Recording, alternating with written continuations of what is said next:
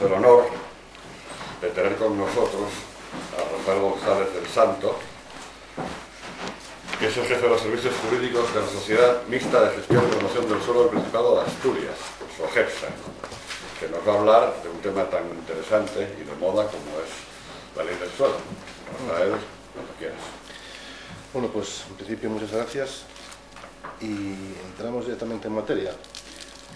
Hablar de la ley del suelo, más o menos hoy día sería como hablar de jeroglíficos, y fundamentalmente porque a pesar de que se va restringiendo mucho la capacidad del Estado, la competencia estatal para regular materia urbanística, a la vez están proliferando muchísimas legislaciones autonómicas que todas inciden sobre algo que parece como si fuese el elemento base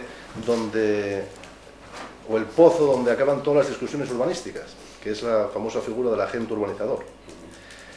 Bien, la figura del agente urbanizador, sobre la que luego incidiremos un poquitín, no es una novedad nuestra, no es una novedad de la ley estatal, sino que ya procede de la ley valenciana y de forma indirecta procede de los sistemas que se llaman semipúblicos, como puede ser de la cooperación urbanística, en la cual, como sabéis, los propietarios se limitan simplemente a pagar el coste de lo que es la organización y la administración, realmente los ayuntamientos, se encargan de proceder a la adjudicación de la organización y luego girarles las cuotas. Bien, esta figura, que parece que debe ser la única sobre la que se discute, lo que hace de alguna manera es enmascarar otros problemas más importantes de todas las leyes del suelo y que ninguna hasta ahora arreglan la situación última, que es el precio del suelo. Obviamente todo lo que se ha hablado del precio del suelo al final acaba siendo realidad porque lo fundamental, en mi opinión y la de muchos compañeros también, ya no está en las leyes, sino que basta con que se cierre o que de alguna manera el grifo bancario, la financiación, deje de tener un flujo constante para que se produzcan situaciones como las actuales. Y no tales, no tantas, con respecto a los créditos o a la demanda, a los créditos al comprador, sino los propios créditos, el propio flujo de dinero entre los bancos. El famoso Euribor. Efectivamente. En cuanto los bancos, debido a habida cuenta de la presunta burbuja inmobiliaria, empiezan a desconfiar, Europa empieza a desconfiar de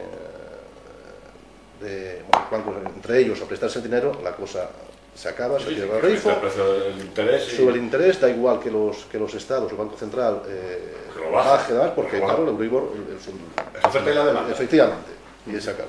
Hay poco dinero, igual sube el precio. Sube el precio y en el momento en que eso no existe, en el momento en que esa financiación tiene dificultades y como consecuencia de ello la puesta en el mercado, el resultado urbanístico también tiene dificultades, la balanza rompe porque todo giraba en función de créditos para comprar, aumento del suelo después de comprar, posibilidades con una rentabilidad alta de pagar los intereses de los bancos y devolver los créditos y seguir funcionando. En cuanto eso se quiebra en el tiempo, se empiezan a producir lo que ahora hay, suspensiones de pagos, dificultades, justamente porque la base última económica de las grandes empresas está fundamentada en la financiación bancaria. Claro.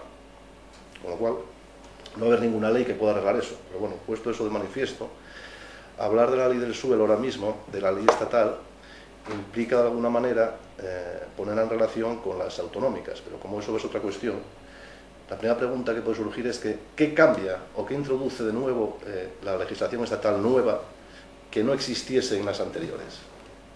Pues mi opinión es que, aparte de un cambio de lenguaje, un cambio de concepto, en el fondo no introduce nada nuevo. Lo único que hace es aglutinar de alguna manera lo que ya se estaban haciendo en algunas comunidades autónomas. Fundamentalmente, dado que solamente el Estado ahora mismo solamente puede regular, en lo que respecta al urbanismo, en materias tales como la clasificación del suelo, clases de suelo, los derechos y deberes de los propietarios de ese suelo y fundamentalmente los criterios de valoración, la ley esta se fundamenta en eso exactamente. Y lo hace intentando de alguna manera cambiar lo que en derecho llamamos los conceptos jurídicos que ya estaban totalmente definidos, y darles un nuevo lenguaje, pero sin alterar de alguna manera el fondo existente. De otra manera, estamos acostumbrados, por ejemplo, y es una de las grandes novedades presuntas de la ley, en que el suelo estaba clasificado en suelo urbano, urbanizable y no urbanizable. Entendiendo por tales, el urbano, el existente, que cuenta con todos los servicios, incluidas las operaciones de reforma interior; el urbanizable, el que se preveía para crecer, bien estuviesen limitados sectores o no. De otra manera, cuando un plan general determina o pinta, os lo digo de alguna manera, en un ámbito de plan general, imaginemos que esto es un concejo, todo esto puede ser el suelo urbano, que es un elemento fáctico. El suelo urbano no se clasifica, el suelo urbano existe o no existe. ¿Qué es lo único que puede incidir en esta clasificación? Lo que se llama, o lo que se distingue entre suelo urbano consolidado y suelo urbano no consolidado, que también es un caballo de batalla de todas las legislaciones. En nuestro caso, en Asturias, entendemos por suelo urbano no consolidado todo aquel que, participando de alguna manera de algunos de los elementos propios del suelo urbano, como son el encintado de aceras, los servicios, las edificaciones, de alguna manera le falta algo, porque estando unido a la malla urbana necesita de alguna manera conectarse con ella de una forma más efectiva, o bien en la cual el planeamiento, existiendo todo, pretende darle un cambio, es lo que se llama las operaciones de renovación urbana, los famosos planes especiales de reforma interior. Bueno, pues todo este suelo urbano en Asturias, el no delimitado formado por eso, se identifica de alguna manera con lo que es el suelo urbanizable. Es decir, los propietarios de este tipo de suelo urbano van a participar o van a tener el mismo régimen de derechos y deberes que los que tendría un propietario del suelo urbanizable. Pero bueno, detrás de esto teníamos el suelo urbanizable. Imagina que sea todo esto. Este tipo de suelo, ¿cuál es? El suelo es el que los planes generales de ordenación prevén con plazos de 4, 8, 12 años, que va a ser el futuro crecimiento de este núcleo urbano en un futuro. ¿Y cómo lo hace? Desde el año 76 hasta ahora lo va cambiando de muchas formas, pero la última es la de hablar de limitaciones o no de limitaciones, es decir, delimitar este tipo de suelo en sectores, sector 1, sector 2, sector 3, el suelo urbanizable. ¿Esto qué implica? Esto implica que cada uno de estos sectores van a ser ámbitos de lo que llamamos un plan parcial. Cada sector de ordenamiento es un plan parcial, es el que va a regular y a ordenar todo este suelo. El resto del suelo urbanizable, que siendo no está delimitado en sectores, se entendía que era suelo no delimitado, es decir, respecto de él, el crecimiento, el plan general, preveía que su futura delimitación estaba en función de que se desarrollase primeramente esto. De tal manera que si alguien quería proponer al ayuntamiento un crecimiento en esta zona, además de soportar todos los gastos necesarios, de una forma más intensa que estos, permitía que el ayuntamiento decidiese de una forma discrecional o que motivada si aceptaba ese crecimiento o no, o remitía primeramente al agotamiento de esto. Detrás de este tipo de suelo, en este suelo urbanizable, es donde nos encontramos de una manera paralela, en Asturias únicamente, con el suelo consolidado, con el régimen de derechos y deberes que todos conocemos o que todos entendemos, es la cesión al ayuntamiento, más bien al ayuntamiento, la administración urbanística actuante, del aprovechamiento, el 10% del aprovechamiento, más que de cesión del aprovechamiento, es la cesión del suelo donde se ubica ese aprovechamiento, porque realmente ese 10% actual de nuestra legislación, el 15 antiguo y hasta el 20 que se puede establecer ahora, no es que nadie lo ceda, es que pertenece a la administración. Lo que se cede es simplemente el suelo donde se ubica el mismo. Por lo tanto, hablar de cesiones del 10% es una forma de hablar que no se corresponde jurídicamente con lo que es. Esto tuvo un ejemplo claro hace como 6 o 7 años, no, más bien 8, San Francisco lo sabrá mejor, en el que Hacienda, basándose en estas cesiones de aprovechamiento, giró el IVA a las juntas de compensación y a la gente que cedía. Giró el IVA diciendo, bueno, muy bien, son cesiones gratuitas, pero tienen una valoración y por lo tanto una base imponible y por lo tanto, aunque sean obligatorias, les giramos el IVA. Tuvo que llegar el Supremo al cabo de 3 años para decir que esas cesiones obligatorias realmente, aunque se hablase de cesiones, no eran tales. Lo que realmente se cedía era el suelo donde se ubicaba ese 10% y ese suelo desprovisto del aprovechamiento que no le pertenecía, tiene una valoración evidentemente cero, con lo cual es imposible, no existía. Pero bueno, fuera de esto, este régimen de derechos y deberes, aquí está la cesión, está la obligación de construir, de ejecutar la organización, está la obligación de costear y ejecutar todas las zonas verdes, de ceder los elementos estacionales para colegios, para hospitales, bueno, los elementos locales, etcétera, etcétera. Más o menos igual que aquí. Y luego en el resto del suelo existía siempre el suelo no urbanizable o rural. Este suelo no urbanizable rural sufrió bastantes avatares, en el sentido de que inicialmente, ya desde la ley del 58 o del 76, significaba de alguna manera que era un suelo de residuo. No solamente estaba formado por aquel tipo de suelo que efectivamente tenía un valor, tenía un desarrollo agrícola, agropecuario, etcétera, etcétera, propio o paisajístico, sino que estaba también formado por aquel tipo de suelo que no se regulaba en ninguno de los dos, se dejaba como una zona que no se quería meter aquí, pero que se le otorgaba de alguna manera una cierta capacidad edificatoria. Estamos hablando de los núcleos rurales antes de defenderlos como del concepto que tienen hoy. Estamos hablando de otra manera del suelo genérico, que es un suelo genérico, el que todos conocéis, que vimos que había que dar a un camino, vincular otros 1000 o 2000 metros de acuerdo con las legislaciones. De tal manera se permitía edificar, pero de manera que no se pudiesen en el futuro formar núcleos rurales, sino más o menos edificaciones dispersas. Bueno, este tipo de suelo rústico, de suelo genérico, muy conocido, y en Asturias muy utilizado, con la ley del 92 se mantiene, pero la ley 6, inicialmente, la anterior, lo que hace es eliminar y decidir, de alguna manera, que todo el suelo, quitándolo, era o urbano y urbanizable o no urbanizable. Por lo tanto, el suelo no urbanizable iba a ser única y exclusivamente aquel que estuviese vinculado a actividades agrícolas, paisajísticas o de riesgos naturales. El resto que se clasifica como tal, tenía que necesariamente convertirse en urbanizable, aunque fuese no vinculado. Era la idea que se tenía de que, de alguna manera, el precio del suelo podría bajar si existía mucho suelo urbanizable, pero bueno, esa idea fue cambiando. El Tribunal Supremo, como sabéis, dictó sentencias al respecto, diciendo que los planes generales tenían capacidad suficiente para definir el suelo no urbanizable, no solamente por el carácter físico o propio que tuviese, sino porque aquel que entendía, por cualquier otro tipo de razón, que podía estar fuera de estos dos ámbitos y por lo tanto podía otorgarle el planeamiento esa capacidad edificatoria. Bueno, todo esto fue cambiando y llega hasta nuestros días exactamente igual. Hablamos del suelo común. Pero bueno, toda esta idea es para ilustrar de alguna manera cuál era el sistema en el cual nos estábamos moviendo.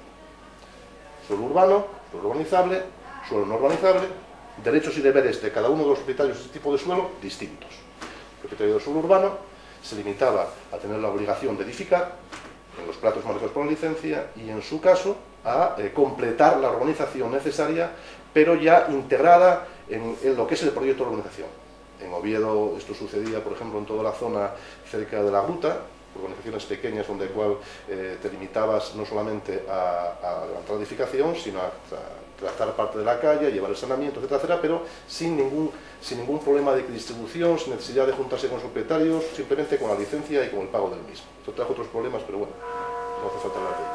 El suelo urbanizable, tanto este como este, ya este era el núcleo duro, el núcleo donde se generaban todos los derechos y deberes que conocemos, donde se ubicaba toda la gestión urbanística, y en el suelo no urbanizable existía simplemente la obligación y el deber de desarrollarlo conforme a su propia naturaleza, y en el suelo que tuviese algún tipo de interés edificatorio o condiciones de edificación que no aprovechamiento, pues establecerlas y atribuirlas como buenamente se podía. Los ayuntamientos en este caso estaban casi obligados a llevarte los servicios en la medida en que te daban la licencia. Todo ese sistema que daba lugar a que, en el fondo, las valoraciones de estos suelos estuviesen directamente relacionadas con no lo que existía, no lo que se tenía, sino con lo que el aprovechamiento daba, dieron origen a una elevación importante del precio del suelo en función, no de lo que existe, sino del aprovechamiento, lo que otorgaba el planeamiento al mismo. Es decir, a la hora de valorar este suelo urbanizable, de alguna manera, la ley establecía criterios tales como el valor... hola, buenos días. El valor un residual estático, un residual dinámico binomial, en definitiva lo mismo que hace el catastro para calcular el valor de repercusión. Claro, ese tipo de valoraciones está bastante limitado con respecto a el precio final del que estamos hablando. Poco importa que se pueda descontar del suelo todo lo necesario si partimos de un producto final, de un precio de venta que iba aumentando, que iba cambiando y que en definitiva no tenía ni tope ni criterios racionales. Pues bien, esa situación de valor básico y de valor residual, esta ley que entra en vigor la cambia. ¿Y por dónde empieza? Pues empieza, por un lado, por desagregar totalmente, ya de una forma clara, lo que es el aprovechamiento urbanístico del derecho de propiedad. Y eso lo hace de una forma bastante radical, en el mismo artículo 6, en el apartado C, que podemos leer, porque hasta ahora nunca estaba puesto en ningún sitio, siempre lo veíamos en manuales, siempre lo veíamos como criterios y como teoría, pero ahora dice claramente que el derecho del propietario a realizar en sus terrenos, por sí o a través de terceros, obviamente ya tenemos la primera referencia bastante reiterada en esta ley del organizador, dice, no es aquí, contenido de esa propiedad del suelo, exactamente. La previsión de edificabilidad, artículo 7.2. La previsión de edificabilidad por la ordenación territorial y urbanística por sí misma no la integra en el contenido del derecho de propiedad del suelo. La premonización de la edificabilidad se produce únicamente con su realización efectiva y está condicionada en todo caso al cumplimiento de los deberes y al aventamiento de las cargas, etcétera, etcétera. ¿Qué está diciendo? De una manera está diciendo que, al margen de que yo no puedo hacer mío patrimonizar más que cuando efectivamente físicamente exista, está diciendo también que el aprovechamiento que me otorga el planeamiento, las plusvalías, son totalmente ajenas al derecho de propiedad. Ya no estamos hablando de lo que se hablaba siempre de un derecho de propiedad estatutario, sino que estamos hablando claramente de que el aprovechamiento urbanístico es totalmente ajeno a ese derecho. Y en la medida en que es ajeno a ese derecho, va a ser totalmente olvidado, o necesario de olvidar, a la hora de valorar. Otra cosa muy distinta es que desde el mismo momento en que existe aprovechamiento y ese recae sobre el suelo, y desde el mismo momento en que la ley de alguna manera está alentando la participación de los propietarios del suelo o de terceros en ese desarrollo urbanístico, la eliminación de esa facultad pueda producir a su vez una indemnización. Entonces lo que hace esta ley es de alguna manera eliminar ese derecho, pero por otro lado introducir, lo hace en el artículo 20 y pico, si lo veis, en el artículo 24, la indemnización de la facultad de participar en actuaciones de no urbanización, que volveremos sobre ello. Esa es una de las primeras claves de la ley del suelo. Es decir, por un lado, olvidarnos ese derecho intrínseco y por otro lado, al establecerlo como derecho, establecer a su vez una facultad de indemnización. Ya veremos en cuánto es esa facultad, pero ya va a ser algo bastante delimitado. Bien, junto con esto, introduce otro elemento, también nuevo, que no es nuevo, sino que es fruto de Europa y fruto de lo que estamos acostumbrados a ver al día a día, que es que, oiga, no solamente para poder desarrollar una ciudad, para poder crecer, no solamente hay que ir donde necesariamente quiera ir el planeamiento, sino que además tenemos que preocuparnos por lo que se llama, o lo que se define como sostenibilidad, que yo actualmente reconozco que no sé lo que es, sí intuyo lo que puede ser, pero no sé lo que es, no hay nada que se pueda definir. ¿Qué se entiende por sostenibilidad? Bueno, pues en el fondo algo tan sencillo como, oiga, no me ponga usted viviendas en zonas de riesgos naturales, no me ponga usted viviendas en vegas de ríos, en barranco. De otra manera, las leyes sectoriales están para proteger determinados ámbitos, por lo tanto, la ley de costas, sus deslindes, etcétera, etcétera, tienen que estar todos fuera del planeamiento, y fundamentalmente no me haga usted todo esto sin tener energía y fundamentalmente sin tener agua. Entonces, antes de la ley del suelo, este movimiento del agua, que es el único que permitía con competencia estatal, de alguna manera, que la administración urbanística actuante, o que no dependiese tanto de ella, sino de terceros, de organismos estatales, la posibilidad de que se cree ciudad o que se crezca o no, y dejándose al Ministerio de Medio Ambiente, era la única que podía decirle a un tercero, oiga, mire, usted, haga lo que quiera, pero si no tiene agua, a mí no me diga nada. ¿Cuál fue el problema de todo esto? ¿Y esto cómo lo hace? Lo hace mediante la reforma del plan hidrológico, de un artículo que luego pasa a la ley de aguas y que ahora se integra directamente en la ley. Pero en el fondo de todo esto lo que se intentaba era impedir de una forma también racional, de una forma ajena al propio planeamiento, de otra manera, ajena a la propia discusión municipal del planeamiento, la posibilidad de ese crecimiento, que es mediante establecimiento de, ya podemos llamar de alguna manera, impedimentos o servidumbres legales. Bien. ¿Qué ocurre? Ocurre que, os pongo un ejemplo, así como cuando tú pides en una actividad clasificada licencia de construcción para hacer, por ejemplo, un bar, la ley de servicios se te dice que tienen que darte la licencia de construcción a la vez que la licencia de uso, y eso en el fondo no es más que una manera de preservar la responsabilidad patrimonial de la administración, de manera que no se vea compelida a un pleito que va a perder, diciendo, oiga, usted me da licencia para construir, por ejemplo, un garaje o poner un bar y luego me impide que lo desarrolle porque su propia normativa dice que no cumple. Oiga, pues tenga los dos a la vez, aunque eso realmente no se hace así, pero la ley lo dice, y si no tiene las dos a la vez, pues no puede desarrollar esta actividad. Bueno, aquí ¿qué está ocurriendo? Exactamente lo mismo. Dice, usted haga lo que quiera, planee, pero si no tiene agua, no puede construir. Claro, si esto se produce, si esta exigencia de agua, de recursos hídricos, se produce, como se produce ahora mismo, desde el inicio, con lo que llamamos el informe ambiental, lo que se va a impedir es que se desarrolle o que esto se clasifique como urbanizable, como un sector, con lo cual no pasa nada. Pero si se produce como se está produciendo en ámbitos que ya son suelos urbanizables, respecto a los cuales ya se aprobó el planeamiento por el ayuntamiento o por la administración pública, por la administración del Principado, y cuando llega la hora de urbanizar, a la hora de ejecutar un proyecto de obras, que es un proyecto de urbanización, te dicen en ese momento que, dado que la ley se lo permite, yo no le apruebo el proyecto o no le doy autorización desde el propio medio ambiente, de la ley del consorcio, por ejemplo, o de la confederación, porque usted no me garantiza los recursos hídricos o no me garantiza el saneamiento, lo que se está produciendo es una imposibilidad de alguien que ya tiene todo aprobado, pero que efectivamente por una ley sectorial le impiden su desarrollo. Las leyes incidieron ahí, pero ninguna de ellas habla del problema último, que es el problema de la responsabilidad patrimonial. Obviamente ahí surge un problema de responsabilidad patrimonial. Yo no podré hacer nada, pero en ese momento en que ya removí todos los obstáculos necesarios para poder realizar un desarrollo urbanístico y al final lo que no puedo es ejecutar la obra, y si no puedo ejecutar la obra, todo lo demás no me vale, incidimos en eso.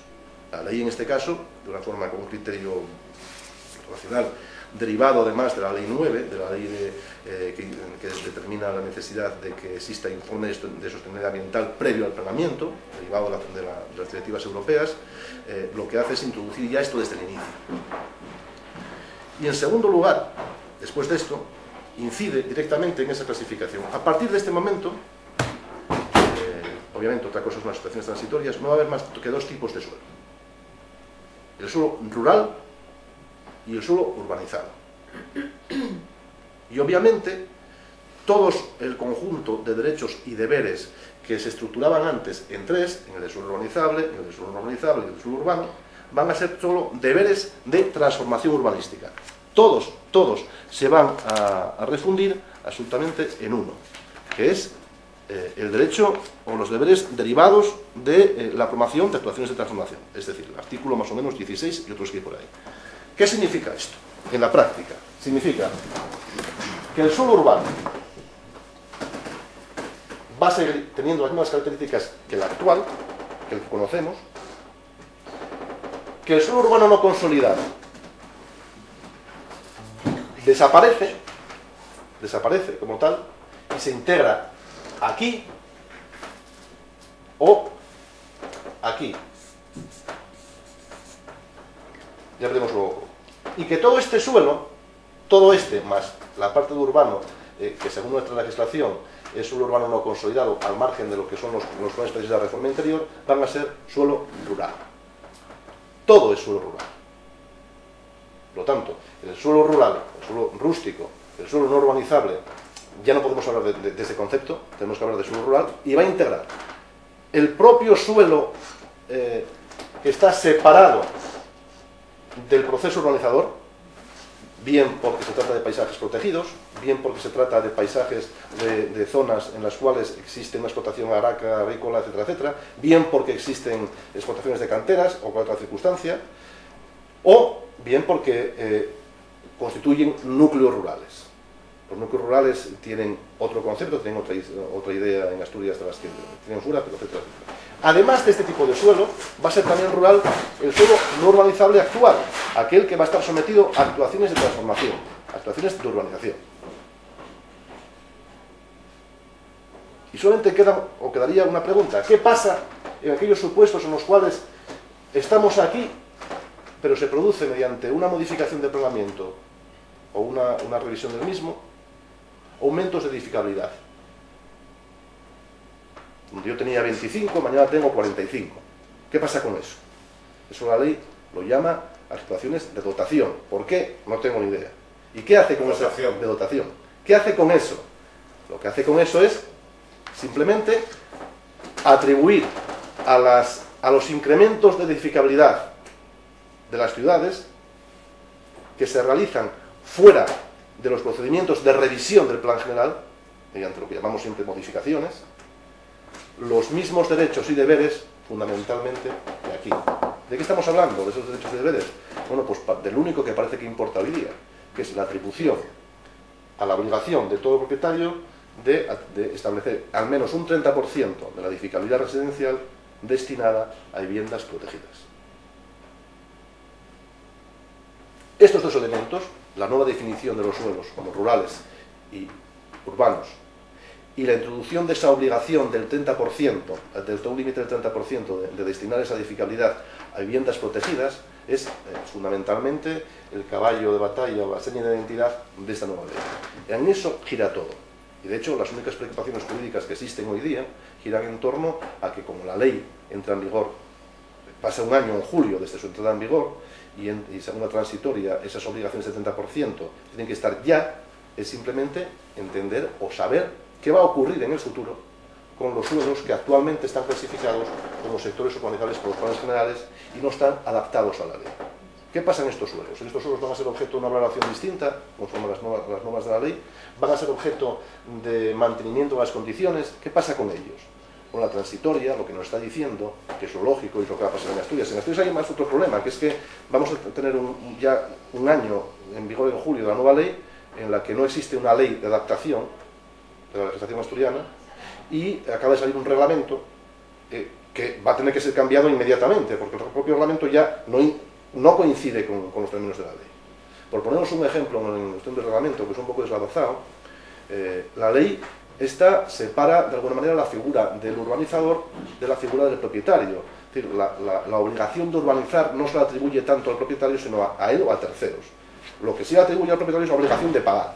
E introduce, como consecuencia de todas las disputas y todas la influencia de la ley valenciana, introduce la obligación de que ese urbanizador, ese tercero, tenga que ser elegido mediante procedimientos de publicidad, concurrencia, etcétera, etcétera, para evitar lo que ocurría en la ley valenciana con actuaciones, se llamaban también actuaciones de dotación, en las cuales cualquiera podía solicitar a la administración urbanizar un ámbito, automáticamente se lo daban y paralelamente los propietarios se verían compelidos a pagarle en aprovechamiento o a pagarle el coste en dinero. Y si no ocurría así, podían estar sujetos incluso a una posible expropiación. Pero bueno, esa figura o ese criterio organizador, el reglamento lo recojo de alguna manera no, porque prácticamente es una copia del de Castilla, y lo lleva a Asturias.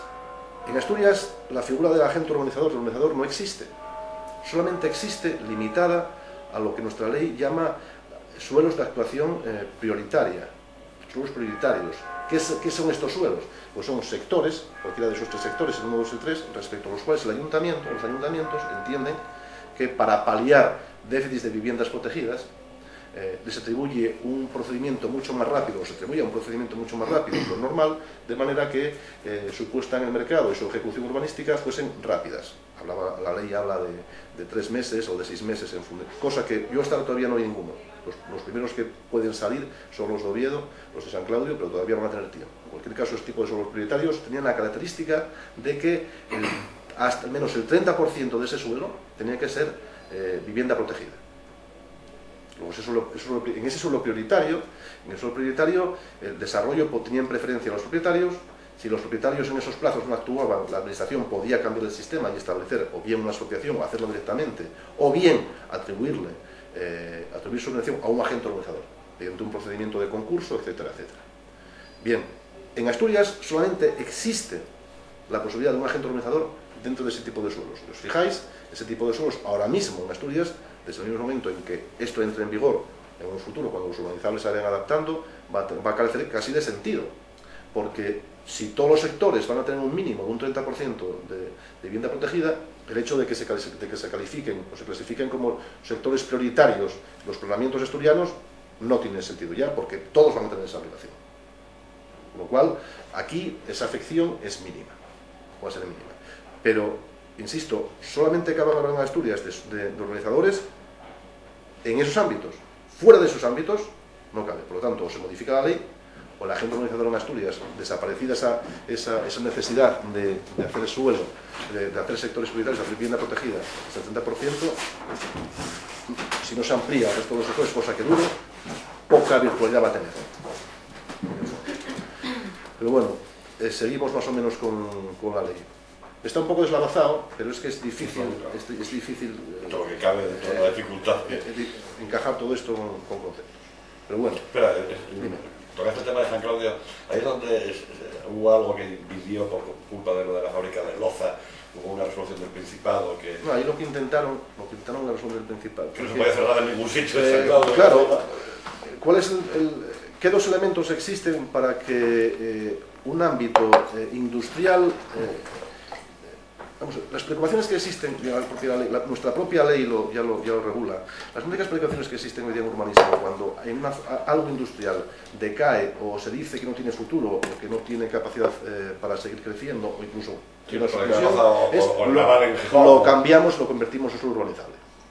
O sea, le damos una edificabilidad residencial y parece que eso pega un pelotazo y a ver qué pasa. Cosa que ocurre con los equipos de fútbol cada 2 por 3. Pero bueno, eso es otro tema. Efectivamente. Pero bueno, aquí, ¿qué está diciendo? Para empezar, el texto refundido nuestro, la ley del suelo nuestra, que no es nada mala, para mí, desde que conozco bastantes, me parece que es una buena ley, tiene que limar alguna cosa, pero es una buena ley. Lo que ya impide es que se pueda, de alguna manera, clasificar o recalificar de alguna manera. No clasificar puede seguir siendo suelo urbano. Suelo industrial o suelo residencial de una forma alegre. Justamente, primero hay que acreditar una serie de circunstancias importantes para eso. Que efectivamente se mantengan los puestos de trabajo, que efectivamente no tenga viabilidad la industria, una serie de cuestiones. Entonces, ¿cuál es lo más fácil para evitar incluso con eso? Lo más fácil es que buscar algún ámbito o alguna ley que impida, de alguna manera, modificarlo. ¿Cuál es? Pues aquí no tenemos más que una, que son los BIC, que patrimonio delimite eso como una zona industrial que sea su de protección patrimonio. ¿Qué fue lo que hicieron, por ejemplo, en San Claudio? La fábrica de Loza y la ingeniería industrial y todo eso. ¿Pero qué pasó en San Claudio? Que ahí no contaba con Serafín Abilio. Efectivamente. Que era el dueño de los prados. Pero aparte de eso... Está rodeado, ¿eh? Vas por allí, el otro día cuando fui a tu casa, el colegio residencial, tal cual. Ya estamos creando el ambiente. Eso era la finca de Luis Cueva. Solamente falta... La Llorial Ruiz Sánchez ya está. La ronda, sí, está todo. Pero bueno, ¿qué hicieron ahí? Pues coger y delimitar el ámbito de protección de una forma... Hicieron la red, dicen, bueno, ¿queréis protección? Pues toda. Entonces, claro, pero no contaba con Serafín. Claro, sería pues dicen, pero entonces si es todo, mantenemos la fábrica, pero bueno, tampoco lleva tanto. Entonces, claro, somos la pera. Pero tampoco pasa nada, porque es así, realmente. Cuando tú delimitas ámbitos de protección, lo que haces es sacar información, es un procedimiento, como conocéis. Delimito todo, lo saco información pública y como consecuencia de las alegaciones lo encajo en función efectivamente de lo que hay. ¿Eso qué impide de mano? Impide de mano que mientras dure ese procedimiento tú puedas recalificar o puedas incidir en eso. ¿Y cuánto dura ese procedimiento? Pues depende de lo rápido que vayan, puede durar 6 meses, 2 años, 5. Claro. Depende. Y en ese tiempo vas enfriando un poco. Efectivamente. Entonces ahí, como hizo Cultura y como el ayuntamiento tampoco lo quería, pero lo quería emprender tanto, pues pasó lo que pasó. Pero simplemente es eso, lo mismo que puede pasar en la fábrica de armas. De repente a lo mejor parte de los terrenos. Sí, pasa que ahí sí hay arqueología suficiente como para poder crear un patrimonio, sobre todo aparte de algunos de los edificios del Chalet, sobre todo la interior, que es tan importante. No es lo mismo que estar discutiendo ahora mismo sobre si resulta que el gasómetro me impide ver la catedral o no, porque si llegamos a situaciones bastante absurdas. Pero después de discutir sobre las torres de Calatrava, decir ahora que el gasómetro no te deja ver la catedral, es que, la verdad, es un poco... Y otro tema importante ahí va a ser el hospital. Sí, y el cuartel de la policía. Sí. Y todo. Ahora es lo de arriba, de Buenavista. Lo que pasa es que el hospital y el cuartel de la policía son en el futuro va a ser objeto de algo. Sí. Pero los terrenos ahí no son de nada, son del Principado. Todos. La mayor parte, sí. Que solamente hay una parte, que es del Estado, de la antigua, yo creo que es la parte de maternidad, una parte, y el resto ya fue transferido entero. Pero bueno, por lo menos... ¿Y el cuartel de la policía? Sí, también está transferido. Es todo el cuartel hasta arriba, Julián Clavería y todo hasta el Principado, ¿no? Todo es el Principado. Todos son terrenos del Principado. Pues eso más ahora, cuando hagan todo el traslado y tal, a ver qué se va a hacer con todo esto. Están inscritos en el registro de la propiedad a nombre del Principado ya, pues los terrenos es que eso, bueno, ahí está la gente... Pero bueno, ahí ya tienes la garantía de que el desarrollo de ese ámbito es patrimonio público del suelo. Y el patrimonio público del suelo tiene las finalidades que tiene y su cambio ahora mismo pues es difícil, aunque estamos acostumbrados a que el patrimonio público del suelo, aunque siga teniendo la vocación de viviendas de protección oficial o suelo industrial o cualquier otro tipo de interés social y todos sabemos que las viviendas de protección oficial tienen un precio máximo, resulta que todo el mundo o todos los ayuntamientos, el Toledo fundamentalmente, sacaba las parcelas patrimonio público del suelo a subasta para hacer viviendas de protección oficial. Si hacemos subastas para viviendas de protección oficial, resulta que la propia legislación de viviendas de protección oficial, la estatal, no la nuestra, establecía que para dar la calificación definitiva, provisional para viviendas de protección oficial, los terrenos no podían suponer o tener una repercusión mayor del 15 o el 20% de lo que costaría el precio de las viviendas, incluida la organización. Con lo cual te encontrabas situaciones bastante kafkianas, con las que el Principado daba licencia de construcción para hacer viviendas de protección oficial a terceros que adquirieron en subasta del Ayuntamiento de Oviedo, o de Avilés, o de Gijón, o de Murcia, ese suelo, y que el precio de subasta no tenía sentido, o sea, no encajaba ya en ese límite. Nadie decía nada, y no llegó nunca eso, yo no conozco ninguna sentencia al respecto, con lo cual se modifica la ley del suelo, en nuestro texto refundido. En el texto refundido cogen, conteniendo capacidad, y trasladan los criterios o las formas de adjudicación del patrimonio municipal de suelo y calcan las antiguas, las relativas 92. Aquí no están reguladas porque esto no es competencia municipal, es competencia estatal, solamente regulan el destino. Y se viene estableciendo como primera forma de puesta en el mercado de esos suelos la subasta. Claro, al cabo de 2 años, después de decirlo muchos, lo dijimos muchos, entraron en razón y se cambió ese artículo. Ahora mismo en Asturias la mejor forma, el principal de los medios, las formas de poner en el mercado el suelo municipal es mediante concurso, que es el lógico, porque tienen ese destino.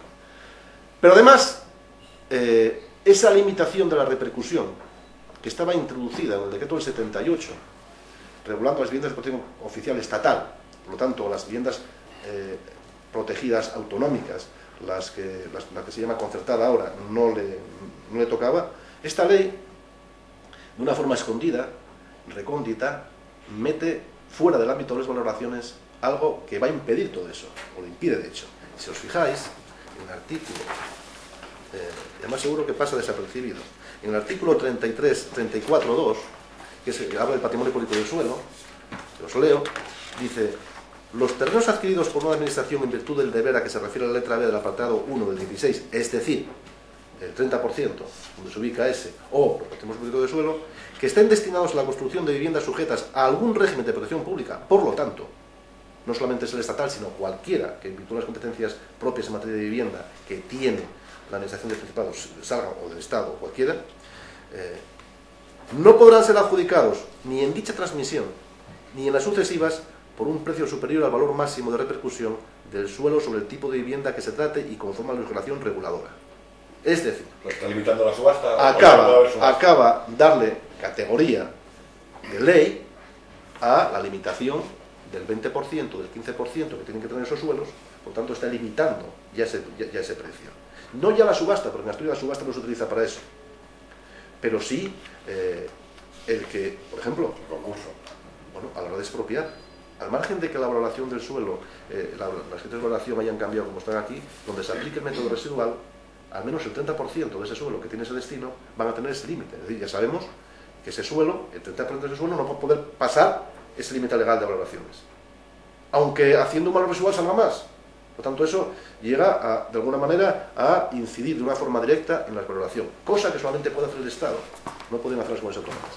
Aquí hubo un intento de establecer una repercusión del 20% en los suelos con destino a ese tipo de viviendas, a los nuestros fundamentalmente, que ya van con esa y con menos, por vía legal. Hombre, esa vía legal, al no tener competencia en materia de valoración de autonomía asturiana, iba directa al fracaso.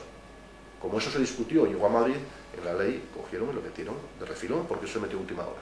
Con lo cual atribuyen posibilidades a que la propia normativa autonómica del Principado o de cualquier otro sitio ya limite ese tipo de suelos y limite esa venta.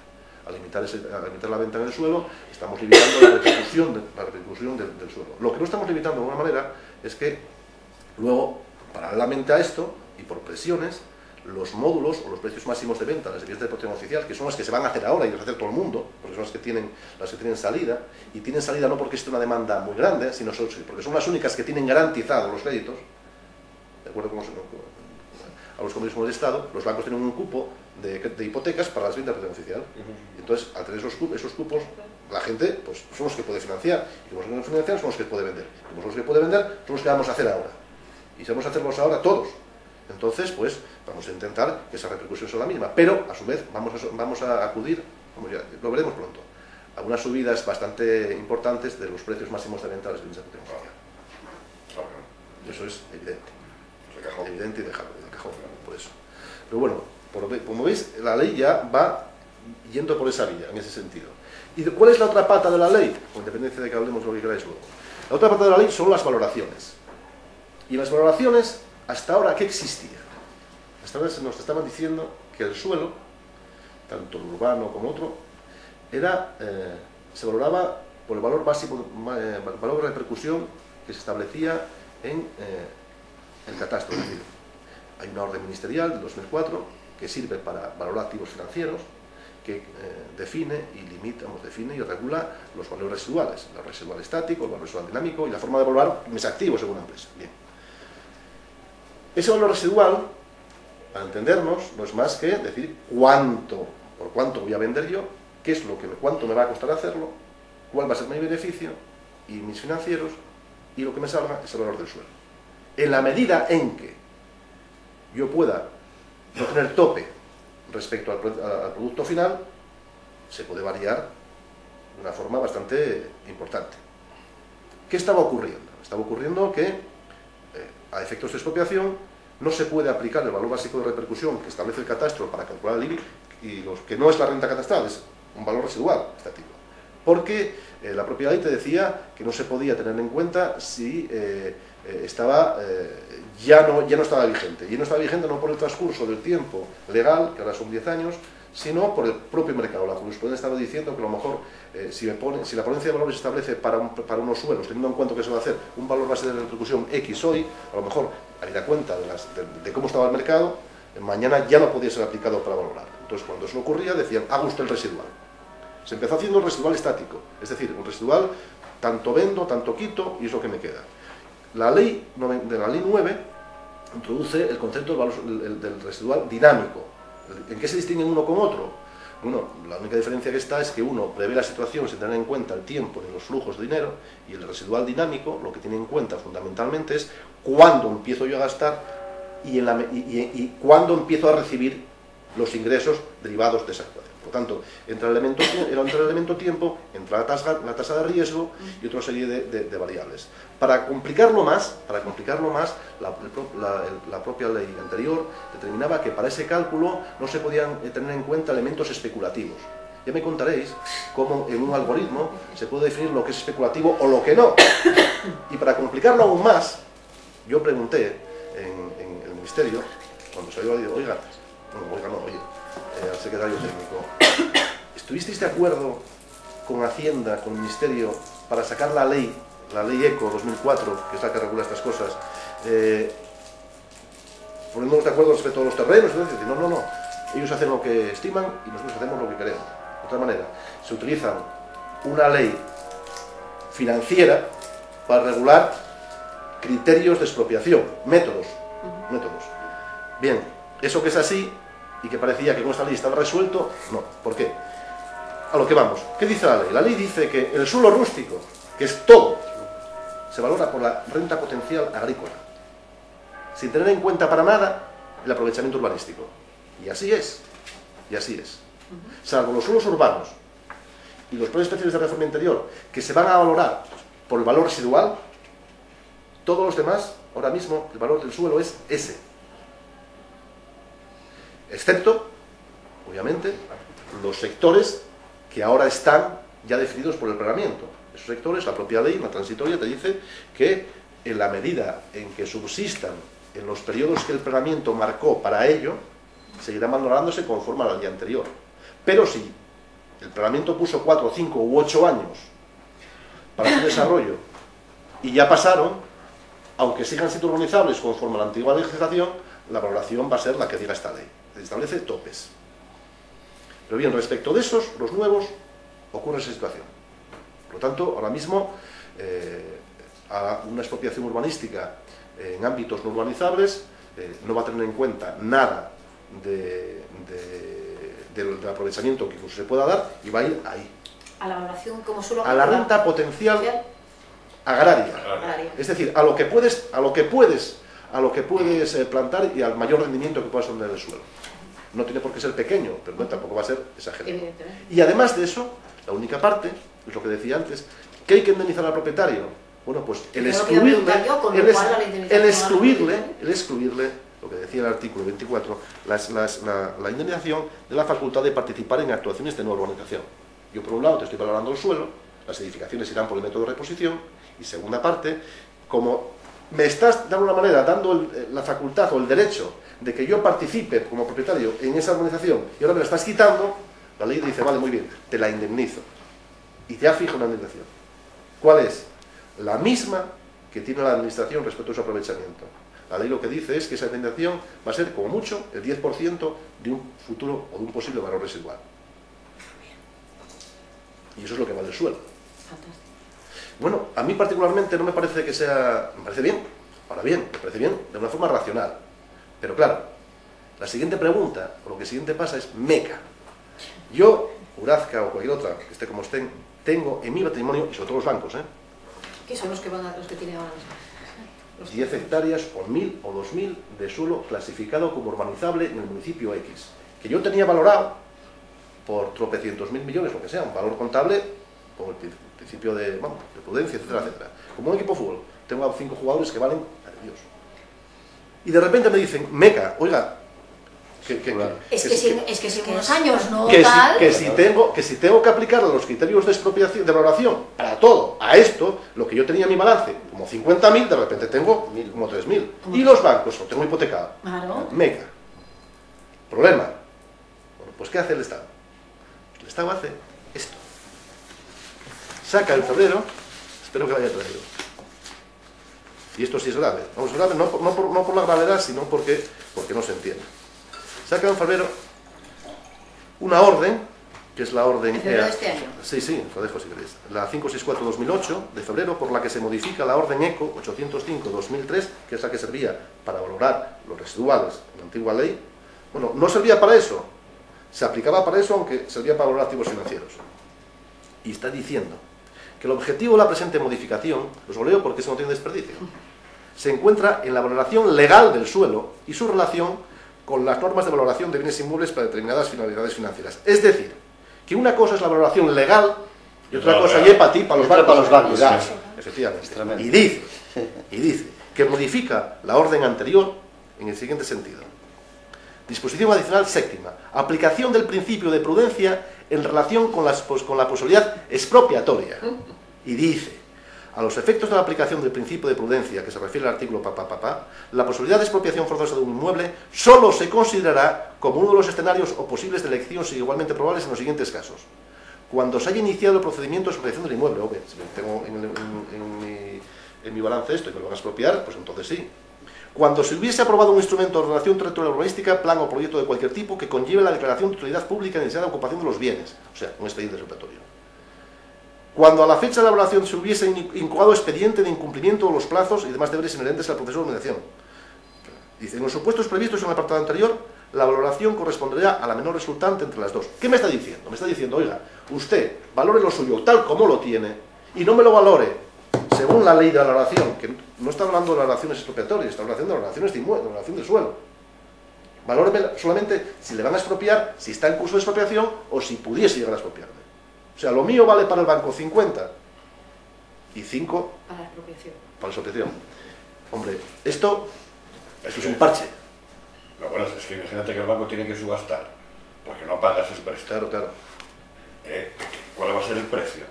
Si no me lo expropian y pues subasta, si no es que yo tengo el valor real, el que yo utilicé.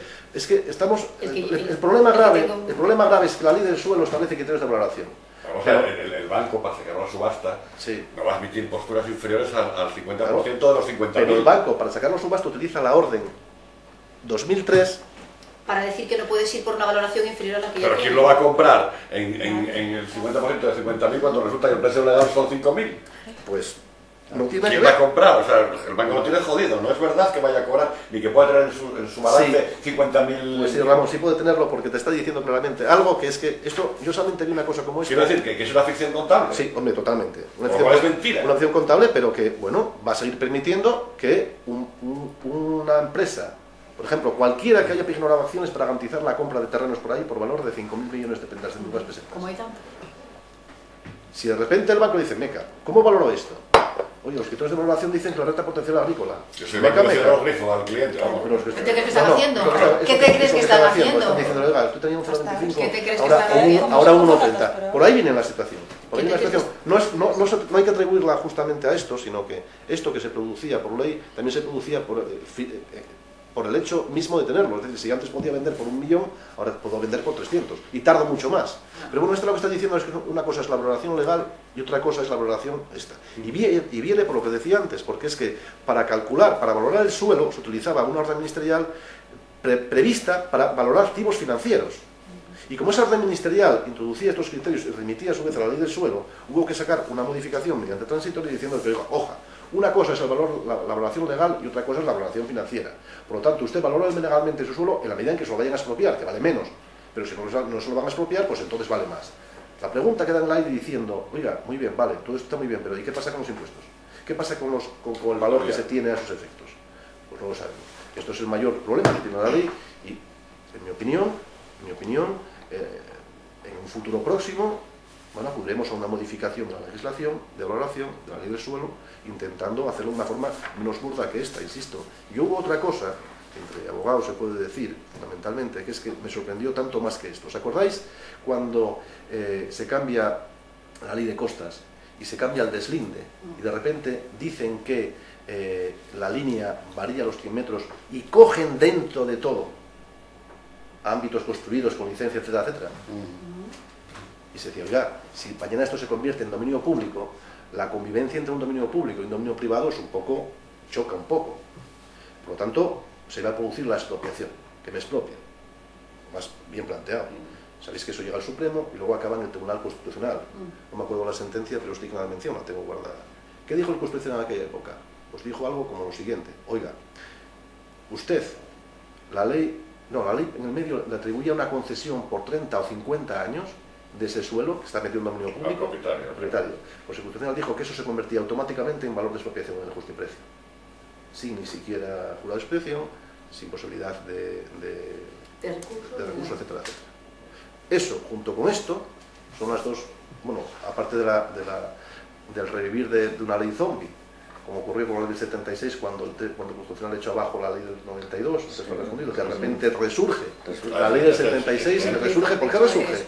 Hombre, porque era lo único que había. Era antes de la Constitución, por lo tanto, surgió otra vez. Pero el tema sigue sin solucionarse, ¿no? Porque ahora tenemos esta, pero la del 92 sigue en parte en vigor, la del 76. La del 76 para el tema de urbanismo es un lío, y luego los reglamentos son todos antiquísimos, ya del 60 y pico. Efectivamente, los reglamentos, de todas formas, lo único bueno que tenemos son los reglamentos. Sí, es verdad, los únicos claros. De todas formas, es un texto refundido, como hacíamos antes, ¿no? Ya está hecho el texto. Ya está. Sí, con todo. Sí, bueno, está hecho. No está hecho legalmente, pero bueno, tú coges un... No, pero el texto refundido legal. No, el texto refundido legal llegaremos a él necesariamente, claro. Ahora mismo hay un desmadre. Pero de todas formas hay que esperar a ver qué ocurre con esta ley en el Constitucional. porque también va a tener problemas. ¿Está recurrida? Está recurrida, sí, está recurrida. Y entre esas otras cosas por este tema que estamos hablando de las valoraciones. Entre esas por el tema de las valoraciones, por el tema de las... Sabes que eso está montando un tema tremendo, ¿no? Porque encima es... Pero no creo que tenga visos de prosperar de una forma radical. Alguna cosa se cambiará fundamentalmente, sí, pero otra cosa no. Ahora, lo que sí es cierto es que la valoración del suelo va a cambiar, esta ley y este parche va a ser modificado, volveremos a otro criterio, pero de alguna manera lo que sí va a ser totalmente ajeno ya todo es que, de alguna manera, el valor del aprovechamiento urbanístico, la plusvalía que otorga la administración al propietario a la hora de meterlo en el planeamiento, sirva de alguna manera o sea el referente a la hora de su valoración. Entiendo que eso fue lo que trajo, o que nos trajo el desmadre en los precios, junto con otras muchas cosas, no fue la principal causa. De todas maneras, bueno, ejemplos de cómo se aplicó, cómo se puede aplicar, hay miles. Actualmente, ahora estamos en otra época, pero los ingleses lo arreglan de otra manera, con la licencia constitutiva. Usted construye donde quiere, pero la licencia se la doy yo sobre suelos que previamente había obtenido yo. De esa manera, esa plusvalía, se llama licencia, esa plusvalía la recibe el Estado, no la recibe el particular o el promotor. El promotor va a seguir haciendo negocio y obteniendo el legítimo beneficio que se dice con la venta de los pisos, etcétera, etcétera, pero ahí lo voy a tener. ¿Qué trajo como consecuencia eso? O sea, que el particular no puede promover una edificación. No, el particular lo que no puede es no puede pedir clasificación del suelo. Es decir, el suelo se recalifica previa compra, previa adquisición. Lo adquiere la administración. Es como si el Ayuntamiento de Oviedo previamente cogiese, cogiese todo este suelo y dijese, antes de que yo lo recalifique, lo compro, le doy un valor mínimo, o sea, todo el terreno tiene un aprovechamiento X, S, y ese es el mínimo. Se lo compro, en lugar de expropiárselo, se lo expropio por ese valor, y luego sobre este suelo yo parcelo y vendo. Te doy la licencia para que tú parceles y vendas. Y no puedo tener licencia fuera de estos ámbitos. Por lo tanto, eliminamos la posibilidad de que recalifique. ¿Qué trajo como consecuencia esto? Pues algo peor. Entender que es que los suelos urbanos, los núcleos urbanos, las urbes en Inglaterra, fundamentalmente, los precios de las casas están disparados, porque ahí no hay límite. Y ahí fue donde intentaron establecer las tasas de Thatcher, que montó el número porque era donde estaba, donde podía meter. Efectivamente, ahí está. Fuera de esto... El piso más caro del mundo está en Londres, 190 millones de euros. Bueno, pero es que... Ahí está. Pero más caro que en Tokio. Abramovich. Sí. Es el que se lo puede comprar él y pocos metros. De todas formas, la ley está ahí, la ley no va a cambiar, va a cambiar poco, el precio del suelo o la valoración del suelo va a seguir por este camino, como mucho, la parte de atribuir a todo tipo de suelo un valor determinado X, lo hace mediante la limitación de la facultad de urbanizar, y lo está fijando, está diciendo, usted tiene el mismo derecho que tengo yo, ¿cuál es? Pues mi aprovechamiento. Si yo tengo el 30%, su valor mínimo es ese 30% como indemnización. Eso es lo que está diciendo la ley. Fuera de eso, su valor vale lo que vale desprovisto de cualquier tipo de aprovechamiento. ¿Cuál es la renta potencial agraria? La que puede usted tener, que son los propios valores del suelo. Fuera de ahí nada. ¿Va a bajar el suelo en ese sentido? Hombre, yo entiendo que a la hora de expropiar, sí. ¿Cómo va a estar esto en los tribunales? No tengo ni idea. No sé. La experiencia que tenemos en expropiaciones es mucha y normalmente solemos acertar. Otra cosa muy distinta es que sepamos cuáles son los números reales y a la hora de expropiar bajes la hoja de aprecio para poder llegar a acuerdos, pero conociendo perfectamente el resultado de lo que va a ser la valoración en el jurado de expropiación, incluso una sala, salvo excepciones que hubo en nuestro caso, en que no se tuvo en cuenta el hecho de que se hiciesen viviendas protegidas, porque fue curiosa esa redacción. En Monteville, SOGEPSA hizo un 80% de vivienda, 75% de vivienda protegida junto con una libre. A la hora de establecer, era un ámbito no urbanizable que mediante procedimientos establecidos en la ley de otro tipo, distintos de los lógicos, de los racionales, de los normales, mediante actuaciones concertadas, etc., reclasificábamos el suelo y construíamos eso. Bien, eso lo hizo Jesús San Oviedo a los inicios, y os acordáis que la ley del 92 hablaba del valor inicial. Entonces, ¿qué se hacía? Se limitaban ámbitos como reservas regionales de suelo, a la vez se declaraban como actuaciones concertadas, eso permitía hacer un planeamiento inmediatamente, pero a la hora de expropiar se decía que era valor inicial porque era suelo no urbanizable. Eso aquí en los tribunales llegó y acabaron dándoles la razón a hacerlo bien, es decir, oiga, Dijo el tribunal, me parece muy bien que usted delimite ámbitos para expropiar, me parece muy bien que a su vez esos ámbitos que ahora mismo son no urbanizables y los expropia como no urbanizables, los desarrolle, pero valorémoslos como lo que piensa usted hacer ahí. Claro. No me los valora a precio inicial porque me está diciendo a la vez que va a ordenarlos. Bien, eso ocurrió así. Pero, ¿cómo se valoraron esos suelos? Bueno, pues necesitabas esperar a saber lo que se iba a hacer. Tienes que tomar como referencia el planeamiento que Suboso o Sogepsa hiciese para valorar, porque un suelo rústico no tiene valoración. Por lo tanto, si vas a hacer mis viviendas, etcétera, etcétera, pues es eso, que vale. Nosotros así lo hacemos y lo hicimos siempre. Parece que iba a ser entonces el 10% del valor total, ¿no? La repercusión del suelo. Efectivamente, pero en ese caso, no, en ese caso, fuera de repercusiones, decías, voy a hacer aquí viviendas de protección oficial, ese 10% o ese 20% lo tienes como límite, pero tampoco nos importa. Incluso vamos al residual, teniendo en cuenta el precio máximo, sin limitar ese 10%. Y el aprovechamiento que damos. Vale, llegamos ahí, tienes un valor X que salía. En Monteville se hizo eso, pero a la hora de expropiar el jurado, no sé por qué, y luego la sala tampoco, nunca explican por qué, no tuvieron en cuenta para nada el hecho de que se hiciesen viviendas de protección oficial. Tomaron la valoración como si fuesen todo viviendas libres. Y salió un precio bastante grande, digamos que, de hecho, el precio de venta de los solares no dio para pagar la explotación, con lo cual resultaba bastante extraño. ¿Pero qué dijeron? Dijeron algo así como que, oiga, no le puede usted tener en cuenta que va a hacer viviendas de protección oficial porque cuando me está expropiando no está aprobado el planeamiento, está aprobado inicialmente. Después, vamos a ver, si cuando estoy expropiando el suelo es no urbanizable, no pagamos el valor inicial, estamos aplicando los valores y el aprovechamiento que va a un plan que no está aprobado, y usted me dice que me coge los valores de aprovechamiento, pero no me coge el destino, ¿qué quedamos? Pues esa contradicción estuvo ahí y siguió, como muchas otras más. En eso, pero vamos, eso va a cambiar de acuerdo con esto. ¿Cómo va a resultar? El caso es que ahora mismo el valor del suelo automáticamente bajó de lleno. Bajó de lleno en actuaciones que se realicen fuera de los ámbitos urbanizables. El precio legal. Efectivamente, lo que se llama el precio legal, que es este. El valor residual se va a aplicar solamente en los ámbitos para los bancos, y para la subasta de los bancos. Bueno, aquí tenéis la orden ministerial que produjo una situación importante, produjo una situación grave, y no pequeña. Imagínate todos los bancos con todas las garantías hipotecarias, que al final no nos olvidemos que las grandes promotoras, las nacionales, los grandes suelos que existen tanto en la costa, etcétera, etcétera, realmente están en manos de los bancos, porque todas se financian. El problema que tienen ellos es que son causas de la crisis efectivamente, está agravada por eso. Está pasando lo mismo que pasó con la subprime, es el mismo concepto. Es decir, si yo estoy financiando la compra de suelo, estoy preveyendo con esa financiación, una garantía hipotecaria con suelos que yo valoro en X. Los valoro en X porque sé que los voy a vender mañana y que, y de repente llega la ley y los baja, y el banco dice, meca, pero ¿dónde tengo yo todo esto? Y el resto de los bancos que se prestan entre sí dicen, ¿cuánto tienes de suelo?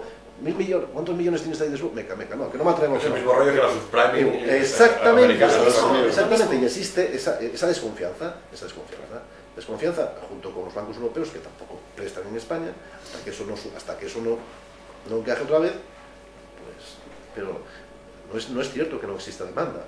La previsión de demanda existe y está ahí, es la misma. ¿Bueno que tiene todo esto? Bueno, que por un lado, la ley estatal, la ley regional, la ley autonómica nuestra, incide en aspectos medioambientales que son el único camino para que de una forma legal se atribuyan elementos o instrumentos legales a la cuota o al principado para frenar de alguna manera los crecimientos exagerados o desproporcionados de la costa, etcétera, etcétera. Ahora ya se puede decir a un parlamento municipal, ¿a dónde hemos con 5.000 viviendas? A lo mejor vale con 300, Y también hace otra cosa buena, que es que prohíbe de alguna manera o limita la facultad de modificación. Te está diciendo que si tú te incrementas en más de un 25% la población o la futura población, las viviendas que vas a hacer en un ámbito, no me utilice usted la fórmula de la modificación, sino utilice una revisión del planeamiento. Porque hay que tener en cuenta muchísimas otras cosas más. Todo esto, de alguna manera, sí va a incidir en ese crecimiento desmesurado, va a ser un crecimiento teóricamente bastante más sostenible en cuanto exista demanda, pero a la vez va a producir una crisis como la que tenemos y que, No, parece que son los factores que la provoca, está claro, parece. Ese es uno de ellos, porque es que es muy parecido a lo que ocurrió en Estados Unidos. No con esa... No con ahí no por una actuación legal, sino por una cuestión de facto. Efectivamente. Pero obviamente la la incidencia de la valoración del suelo es importante y como consecuencia de la crisis financiera, la restricción de los créditos o la imposibilidad de acceder a un crédito, pues ahora es una crisis que, a mi entender, los propios bancos crearon. No, en su momento han dejado caer, claro. No pasa nada, estamos ahora mismo con un Euribor que va a llegar al 5. Bueno, es alto, pero hace menos de 12 años estamos al 18.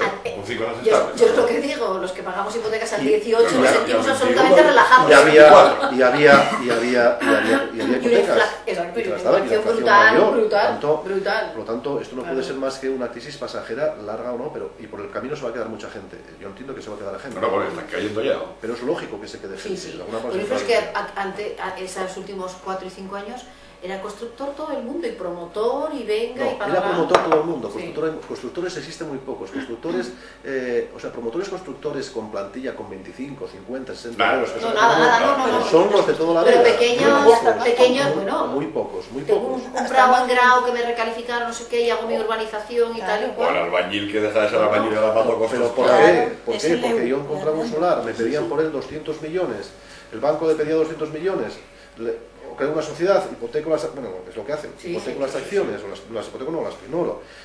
Antes de levantar toda la estructura, ya recupero los 200, le di al banco y tengo una rentabilidad mayor que la bolsa, pues ¿cómo no se iba a meter cualquiera, porque tuviese alguna relación, tuviese tal, el banco le daban el dinero. Ahora es al revés.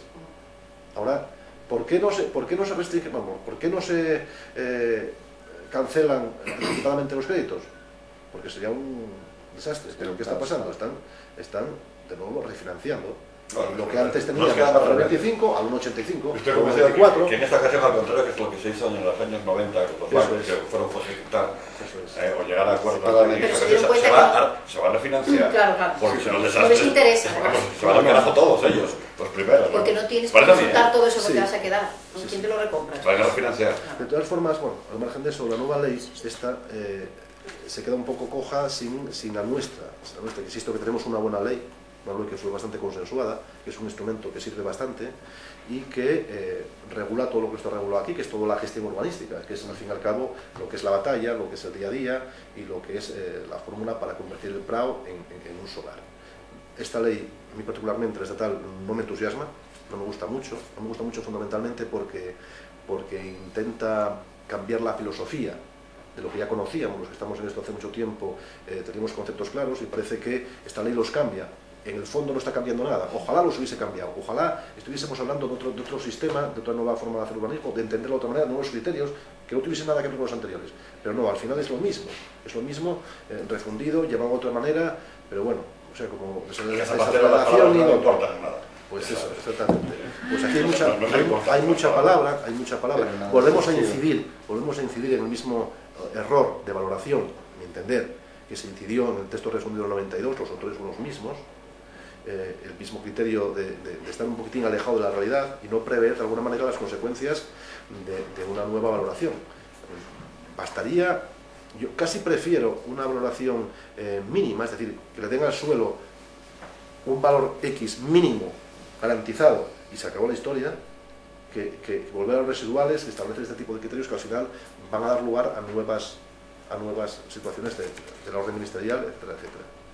Y muchas cosas más tiene la ley en ese sentido, pero yo creo que para una charla como esta, a fin de cuentas no soluciona gran cosa. Bueno, sí, baja el precio del suelo, pero crea otro problema. Baja el precio del suelo legal para expropiar. Sí, porque realmente introduce los criterios medioambientales en la urbanística, que no hace falta que los integre la ley, porque ya los integró la ley 9 y los integró Europa. ¿Qué consecuencia tiene todo esto? Bueno, aparte de ahí una grave, una normal, que es que si antes tardabas en hacer un planeamiento, para mí es bueno, pero bueno, un mes, un año o 2 años, con la incidencia de las leyes sectoriales, con la incidencia de la necesidad de sostenibilidad ambiental, etcétera, etcétera, vas a multiplicar por 2 o por 3 esos plazos, con lo cual poner en el mercado ahora mismo suelo, si antes tardabas, nosotros podríamos tardar una media de 4 años, y era mucho y muy rápido, porque no teníamos nada fuera, lo hacemos todos nosotros. Ahora podrán ser 7, 8 años de tiempo. Su agilidad. Ya, pero esos 8 años, lo que salga va a salir libre de todo problema. O sea, lo que salga necesariamente va a tener agua, va a tener sostenible, etcétera, etcétera.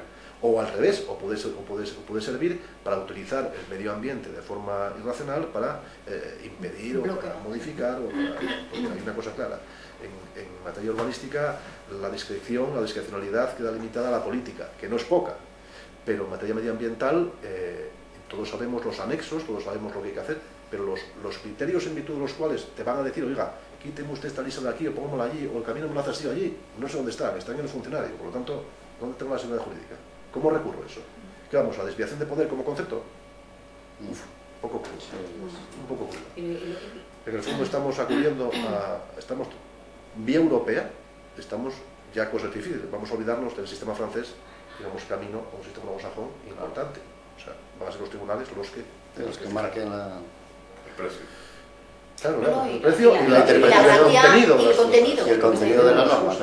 Y ahora estamos en Europa, los que tenemos también cosas por ahí, en ese sentido, no tenemos que acudir al caso TECA, o al caso tal, o al caso encima que se interpreta de otra manera. Es más, si cogéis la directiva europea de la 2004 en materia medioambiental, de planes y programas, y luego veis la transposición de la misma al español, al castellano, es igual, pero además es igual porque la primera es objeto de una traducción y se introducen cosas que yo no conozco. Por ejemplo, ¿qué son proyectos de urbanizaciones en España? ¿Proyectos? La ley habla de proyectos de urbanizaciones, como algo separado de lo que son los proyectos de urbanización, que son los proyectos de obra que ejecutan planes parciales. Fuera de eso, no existen proyectos de urbanizaciones. Bueno, pues se sigue utilizando esa nomenclatura. Entonces eso da lugar a confusiones y pleitos, muchos pleitos. Bueno, que Dios nos haga. Que no falta. Claro, coño. Hombre, no, profundamente. Si tenemos que estar eternamente agradecidos a este legislador actual. Sí, la verdad es que sí. Con esta línea legislativa está provocando constantemente muchos proyectos que gracias a Dios permite que haya cada vez más abogados. La siguiente será la ley de expropiación forzosa también, a ver por dónde va. Ah, bueno, se me olvidaba una cosa aquí que sí es importante a efectos de estos. Si tenemos tiempo. Sí. Mirad, la ley también cambia otro criterio en materia de lo que son las indemnizaciones y de lo que son las reversiones, los criterios de reversión. Y hay uno que puede incidir en confusión. El artículo 29 de esta ley habla de supuestos de reversión y de retasación. Cuando nos hablan de retasación estamos pensando automáticamente en la figura de la retasación, es decir, se fija un coste y precio, que tarda más de 2 años en que me depositen o me paguen y se introduce la retasación. Eso en tasación individual es así, en tasación conjunta hay que cambiar el chip, porque en tasación conjunta hay más de 2 actos administrativos, hay una valoración de la cuota que no es mínima, por lo tanto la retasación ahí tiene sus más y sus menos, pero da igual, estamos acostumbrados a eso. Y cuando hablamos aquí, y cuando meten en el mismo saco reversión y retasación, la ley parece que está hablando de eso. No está hablando de eso. La ley establece en el artículo 29 unos criterios de reversión que son los mismos que tenía la ley anterior, pero uno lo elimina. Había un elemento de reversión que decía que cuando un suelo, una vez ya ejecutado, se introducen modificaciones, por vía modificación de planeamiento, no vía revisión, que tengan como consecuencia un aumento del aprovechamiento lucrativo, es decir, que sirvan más, eso producía o podía producir una reversión. ¿Dónde se producía esto? Bueno, esto fue objeto de algún pleito, incluso en Oviedo, en el sentido de que lo que hace mucha gente, yo establezco en un área de una unidad de ejecución como expropiación, hago una plaza, y yo cuando tengo ejecutado bajo la plaza, de repente meto un aprovechamiento subterráneo y lo exploto no en régimen de concesión, sino que lo meto en venta, lo desagrego y eso produce un mayor aprovechamiento lucrativo.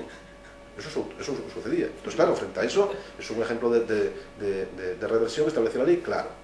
¿Qué hace esta ley? Dice, oiga, no mezclemos las cosas. Separen usted la reversión y lo otro, la burra por lo que vale. Entonces, define como retasación aquellos supuestos en los cuales, una vez aprobado todo, una modificación de planeamiento, que no venga por la vía de revisión. Ella habla, dice, se alteran los usos o la edificabilidad del suelo en virtud de una modificación de un instrumento de ordenación territorial, que no se efectúe en el marco de un nuevo ejercicio pleno de la potestad de ordenación. La potestad de ordenación es la revisión. Cuando dice que se haga mediante modificación, se produce la retasación. Está diciendo que en esos casos, el propietario, el expropiado, tiene derecho, bueno, pero al propietario solo tiene derecho, antiguo, a que le den la diferencia entre lo que le pagaron y lo que vale ahora. ¿Y lo que vale lo demás? A eso le llama retasación. Obviamente, jurídicamente no es una retasación, pero sí al menos mete las cosas como tienen que ser. Como tienen que ser. Oiga, la reversión implica que yo tengo que pagar. Claro, sí, tienes que pagar. Y además actualizado y todo. Claro, mediante que esto significaría, usted haga lo que quiera, modifíqueme, si está a 25 y la me da 50, perfecto, no me lo devuelva, quédese con ello, pero la diferencia me la paga. Y es lo que está diciendo. Es razonable, ¿no? Sí, sí. Es mucho más razonable, es mucho más razonable. No es más que, de alguna manera lo que hace es meter esto y luego establecer la responsabilidad patrimonial de la administración de una forma clara en los temas urbanísticos. Que ya era lo que existía, era la causa de todas las indemnizaciones. El otro dice claramente, y es la vía que tenemos que buscar: causa, daño patrimonial, relación efecto-causa, y se acabó, y ya está, no hay más. Y son planeamientos fácil bueno, fácil, tiene sentido, no estás palpando, tienes dos actos administrativos, tienes una relación, y obviamente la relación causa-efecto no es que tengas que meter 20.000 folios en una relación patrimonial, sino que pues la tengo aquí, Claro. y esa es la vía, y al final llegas a una indemnización económica que es la que tienes. Es la que tienes, que en el fondo es la que en materia expropiatoria acaba siendo real. Usted quíteme el suelo, haga como que quiera y manténgame un derecho de crédito hasta donde sea, pero es lo que tengo que tener. La oposición a la posesión, la oposición al procedimiento, no lleva ninguna, en mi opinión. Sí, no está claro. Muy bien. Y ¿Alguna pregunta por ahí? un poco más. Una pregunta, ¿la ley esta del suelo ha sido recurrida por invasión de competencias por alguna comunidad autónoma? Sí, claro. Sí. Sí. Está recurrida por los catalanes, está recurrida por los vascos, está recurrida por los valencianos. Sí. Realmente, yo no sé hasta qué punto existe esa invasión de competencias, porque es bastante cuidadosa con las cosas. De todas formas, hay un esquema mental muy fácil. Es que hay algunos que son muy susceptibles. Hombre, sí, claro. Uy, que me invade y lo recurro. Hombre, yo casi preferiría un Estado federal de verdad, o como federal, en el cual existiese Pues sí, la cosa es que las legislaciones. Las cosas claramente delimitadas. Oiga, déjame mis competencias Exacto. y le quito a usted parte, porque van a ser mías en el futuro, o de una programación, y ya está, y se acabó. En ese sentido, todavía me acuerdo del voto particular de Jiménez de Parga en el Constitucional, que es que la misa, es que es así, en la sentencia que he hecho abajo de Torre Fundo del 92. ¿El qué? Ese voto particular, sin entrar en connotaciones políticas, a mí me parece jurídicamente, razonable. Totalmente razonable. Invasiones, bueno, lo que ellos llaman invasiones, evidentemente. Le decía claramente antes, competencias estatales concurrentes y separadas. En materia de clasificación de suelo, las clases de suelo y los derechos y deberes de los ciudadanos son competencia estatal. La calificación del suelo, es decir, el apellido urbano, industrial, residencial, de especial protección, los que te quieras inventar, esa competencia es exclusiva de la comunidad autónoma. La atribución de aprovechamientos y el cálculo de los mismos es competencia exclusiva de la autonomía. Los criterios de valoración y las garantías mínimas del procedimiento, las garantías del procedimiento, no procedimiento, por tanto muchos, en materia expropiatoria es del Estado, lo cual permite que fuera de eso las causas de utilidad pública, los jurados de expropiación, la regulación de los procedimientos, todo eso es competencia de la comunidad autónoma, no tiene por qué ser iguales en todos los lados. Fuera de esos conceptos, y en planeamiento nada más, fuera de esos conceptos, patrimonio municipal de suelo y régimen de retasación y de reversión, en pequeño hay competencias compartidas, fuera de eso no hay más. Por lo tanto, en cuanto el Estado entre en ámbitos que no le corresponden, ni siquiera de forma subsidiaria, es decir, yo regulo esto en la medida en que tú no lo regules, ni puede hacer eso tampoco. Esa fue la razón del surgimiento de la ley 76, porque hay materias en las cuales el Estado no puede regularlas ni de forma subsidiaria. Solamente ocurrió en el País Vasco, me acuerdo, con la modificación de una ley del año 91, no, después de la 92, en el cual salió el periódico diciendo que en el País Vasco había aumentado al 15% la cesión del aprovechamiento urbanístico cuando en el Estado español existía el 10%. No era así, es que estaba regulado por la ley del 76, de aquella del 75% de forma subsidiaria, y no lo habían regulado en el País Vasco.